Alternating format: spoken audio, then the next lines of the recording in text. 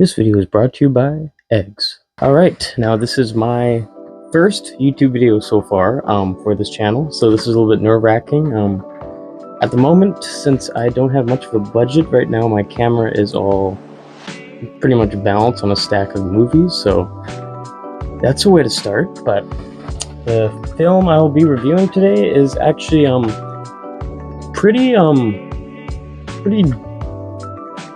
dark kind of movie to start this channel off, but that movie is called The Zone of Interest. Now, I've been meaning to watch this movie for a while, since it's actually the only Best Picture nominated film I haven't seen yet, so I definitely went kind of out of my way, got on a bus for like almost an hour just to get to this theater just to see the movie, sat down, and boy oh boy do I actually really like this movie a lot. And I say that only because the director Jonathan Glazer's last film, Under the Skin, I don't remember being the biggest fan of. I remember really loving the score, but I feel like that's a movie I definitely have to come back and rewatch, because I probably saw that movie at least probably when it came out, and I believe that was almost a decade ago.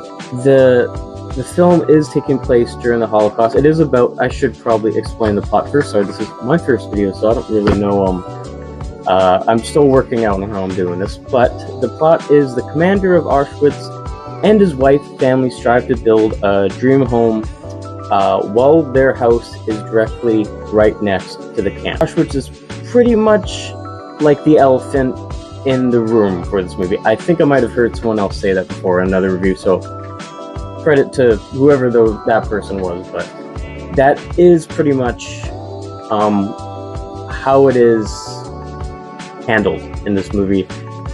And honestly, I've never really seen a movie quite like this before. I can see why people might find it boring, and maybe how someone might find it a little overlong, and I've heard some people saying it could be better as a short film. I could see that. Before the running time of an hour and 45 minutes, I don't think I ever once wanted to check the time, or yawned or felt tired. I thought the pacing of this movie was really, really well done, as well as the sound design. In the background, even when the kids are playing in the pool, or like the family are talking, you can hear gunshots, screams, the train coming in to Auschwitz. Like, it really adds this level of terror and dread that is currently happening just next door, and you're pretty much watching this family live their lives almost like nothing's happening, or they just have absolutely no sense of to anything that is happening around them, which is what makes this film incredibly, in my opinion, captivating to watch. And it also really makes you think at the end of the film, you're really watching just these people who are pure evil, and they almost have the sense to them where it's just part of the norm, pretty much. It's normal. And that is what really makes this film so disturbing. I really appreciate the level of craftsmanship that's going on here. All the performances are great, especially the cinematography. There's some interesting uses of thermal work going on here, especially, and those are the moments where you kind of see inside the camp for a little bit there. It almost feels like a kind of side plot that's going on with those thermal shots, which was interesting. And I do like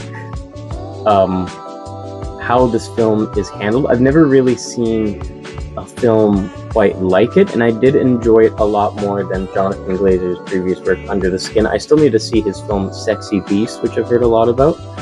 Yeah, he's an interesting filmmaker. It seems like he really takes his time in between movies. Like, yeah, Under the Skin was like at least like a decade ago, so it's interesting. I do think this film will probably win Best International Feature at the Oscars. I don't really see it winning anything else, but I am glad it got nominated for what it did. It is a great film. It really makes you think. It's fascinating. I really wanted to read more up about this family as soon as this film ended as well. It is not a comfortable watch at all, but I do think it is one that is worth especially seeing in theaters, especially for the sound, the cinematography, and everything in between. I'm going to give The Zone of Interest an 8.5 out of 10. I don't think it would be my top 10 films of the year, maybe top 15, but I am happy it got nominated for what it did. And if you guys like this video and want to see more, hit subscribe, like it, do whatever you want. I'm going to try to make more videos here. Maybe the production levels will get a lot better. We'll see how time goes. Also, if you want to follow me on Letterboxd, that'd be greatly appreciated.